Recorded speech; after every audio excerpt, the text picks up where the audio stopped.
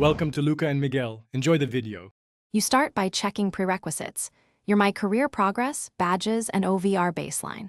Once done, open the neighborhood or city and sign into your 2K account. This ensures changes sync.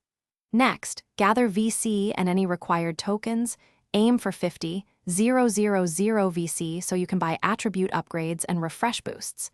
Make sure your build is eligible for cap increases. If not, adjust badge distribution now so the system recognizes you for the next cap window. You now focus on actions that convert into cap progress. Play targeted drills and complete weekly challenges. They directly add to your cap meter. At the same time, buy attribute boosts or badge upgrades that push your player beyond the current soft cap. These purchases often trigger the increase test.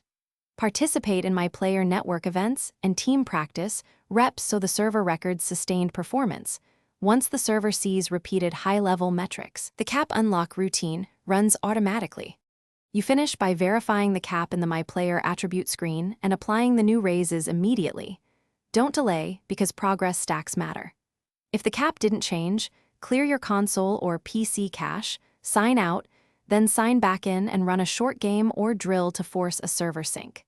If problems persist, collect screenshots and account details and contact 2K support. Explain steps taken and attach evidence so they can manually validate and apply the increase. Thanks for watching and please subscribe.